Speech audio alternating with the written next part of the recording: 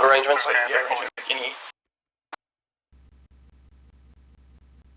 Back in 2019, 26-year-old Joseph Elledge reported to his local police department that his 28-year-old wife, Munchie Elledge, had gone missing. He claimed that she had left behind their daughter, her car, and even her phone, but she had taken her purse with her.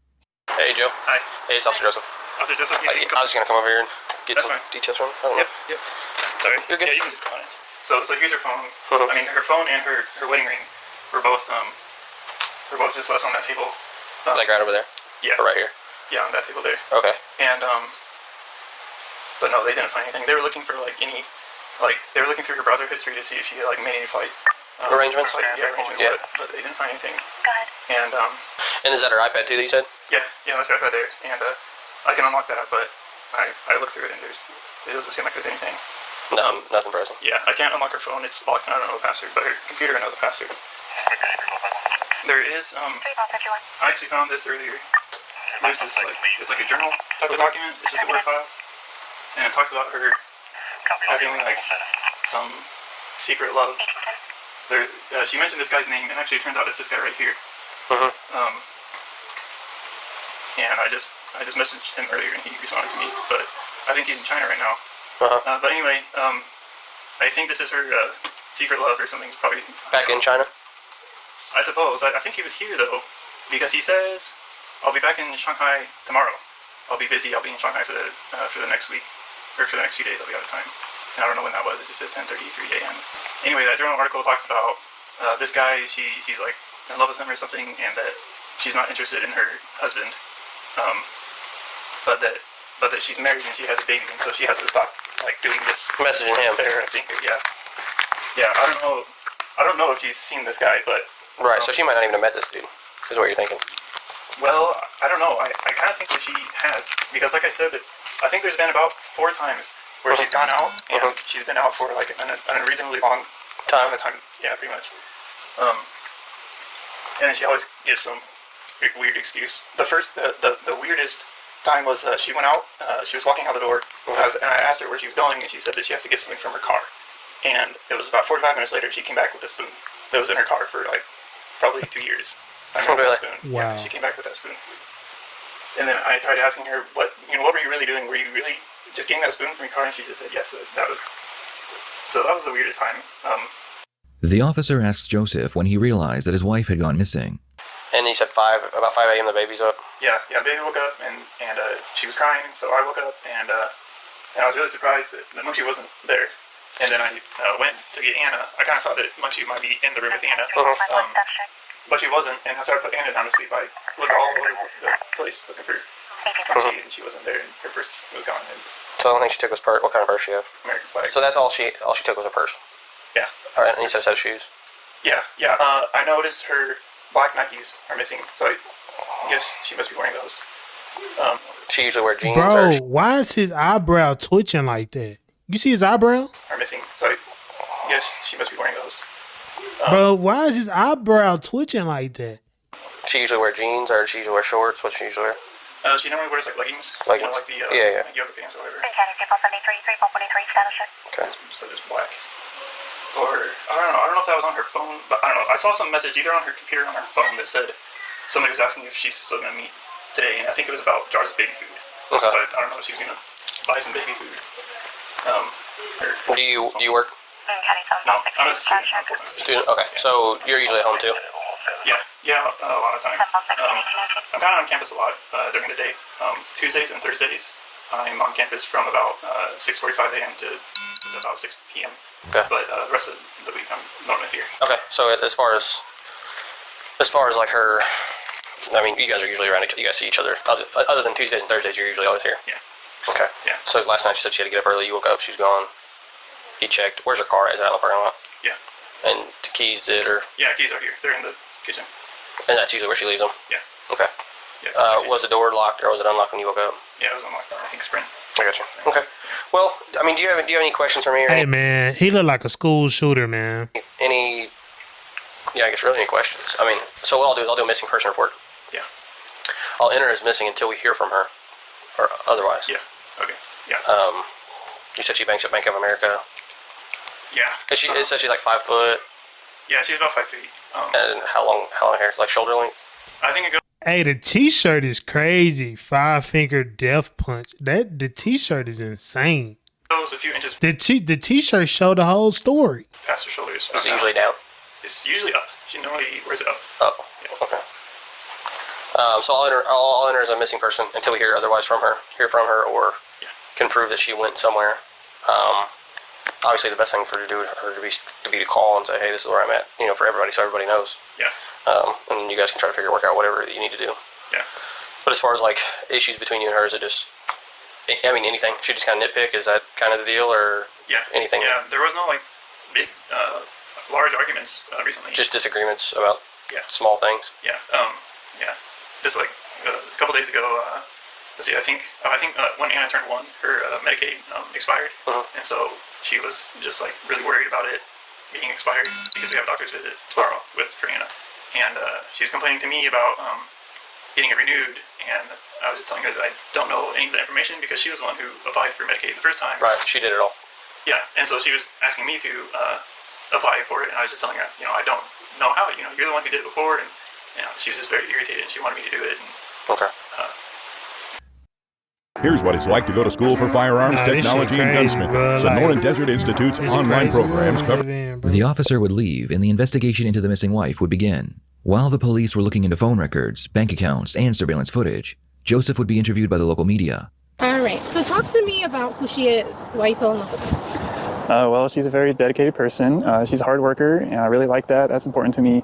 And she's really, she's very, very detail-oriented, and that's something that I honestly didn't see a lot in a lot of people and really a lot of girls as well. But she was, she's a mechanical engineer with me, same as I am, and that was something that was pretty important to me too, because I really kind of always thought that I'd have sort of my own business and maybe have a car shop or something, and I thought that she would be helpful in that. I thought that she would be a part of that, and I told her that whenever we first started dating, and I think that she kind of liked the idea of it. She really likes the idea of working hard and making money. So there was a lot of stuff about her that really made me feel like that she was just a great person to have around. She was a great mother the whole way, and he's already talking about her in the past tense. She was a great mother. She was. The night that I took her to the hospital, like the song that I first met her was playing when I first met her, and it was just an amazing night. And Anna came out, and she was. She held her for the first time, and it was just a really amazing feeling. And ever since then, she's been a great mom, like the best mom ever. And she takes care of Anna like, I don't know, like nothing I ever knew would happen. And it amazes me because especially now. Talk to me about that night that she left. Like, what was that? Was there anything unusual? Like, was she just normal? Are you surprised? Like, just talk to me about that. I am surprised. We were kind of growing distant in the past few months, and especially we went to Carthage for an internship over the summer, and I don't know how she liked that small town life very much, but she always kind of stayed inside by herself anyway, and I encouraged her to go outside, and she just never really wanted to do that kind of stuff, which I don't blame her for it, but that was kind of weird to me that she didn't want to go outside a whole lot. But yeah, I guess she was just always kind of a reserved person, and sometimes she didn't talk to me a lot about what was going on in her life, but I always tried to open up to her and always tried to get her to open up to me. I gave her every opportunity that I could, and so yeah. What do you mean you gave her every opportunity? Like, at this point, did they know she was deceased, or she was still missing? Like, because if he talking about her like this, like in the past tense, they should already knew what was up. It's just right now it's really confusing. Everything is very, very cloudy. I just don't know what's going on. I don't know what to think. I'm really confused, and I just think that she is too. And I don't know. I think she'll come back, but I just don't know. I don't know where she's been. I hope she's safe. And I know she was talking to somebody else on the side, and I didn't know. See, there it is right there. That's what it is right there. That until after she had left, but whatever she's doing, I just hope she's safe, and I really hope that she can find herself and come back to me and Anna, and we can just have a big long talk, and that's all we need, but we can work things out. I think she's just confused and maybe scared. I don't know if she felt alone. I just hope that she's safe. I hope that she's at least with somebody who cares for her enough to keep her safe. And The investigation Bro, talking like this and knowing, but that's sick. continued for over 2 weeks, That's during sick. which time Joseph was interviewed once more.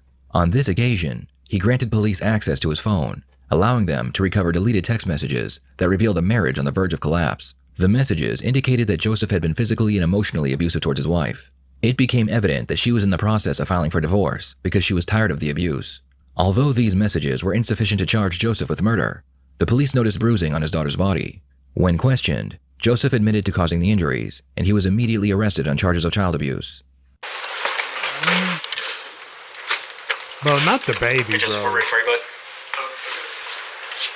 Come on, right out there. Go right in there, please. Just gotta get some pictures of the fingerprints, okay? Right. Alright, so first thing, you need to stand about right here. Face that camera. Leave the kids out of it, bro. Do you have any other questions? That's a sick individual. I guess if this is a felony offense, is it like official already? I mean, am I always gonna be labeled like this? No, this is just what you're being charged with, but obviously it has to go to court and goes through all that business. So, and then whatever happens there depends on what's on your record.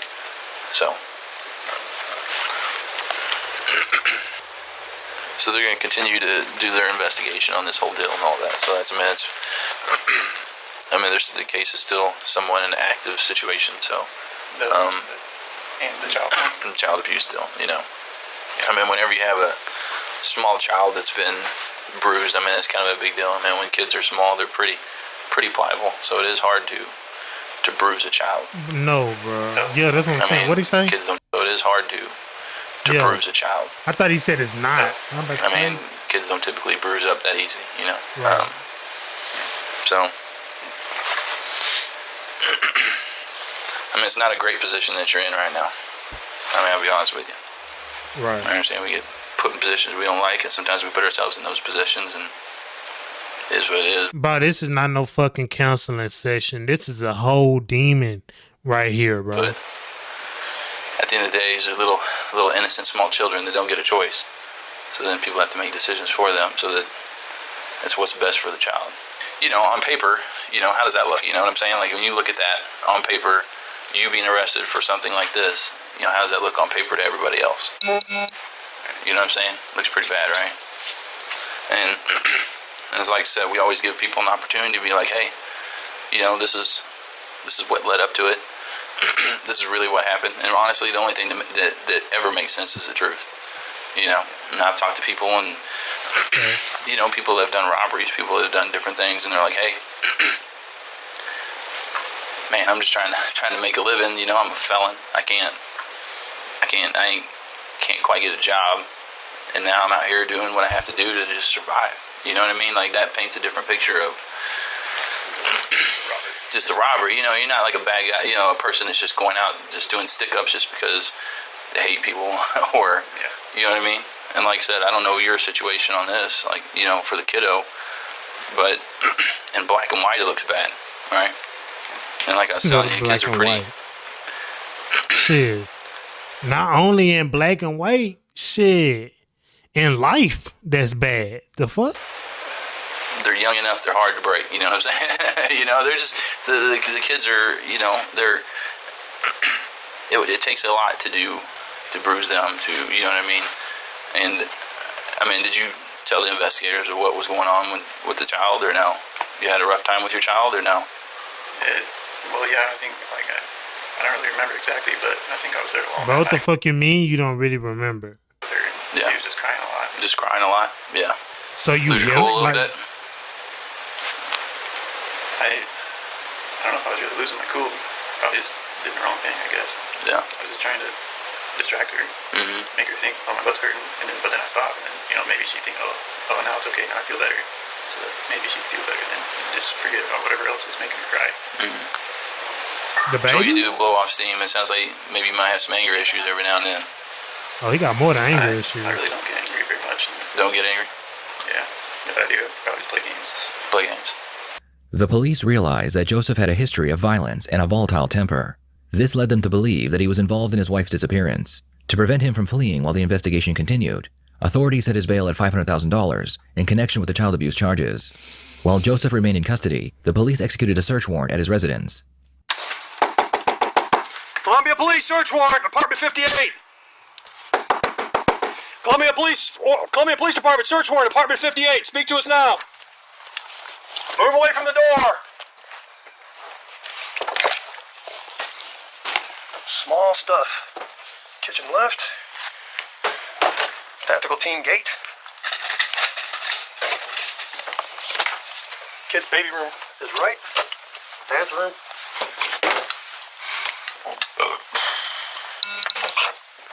During the search of the home, investigators discovered a backpack containing various papers written by Joseph. One of the documents was titled What to Tell the Police, in which Joseph had noted that he needed to refer to his wife in the present tense rather than the past tense. Additionally, police What I say? seized a pair of muddy boots found in the corner of his room.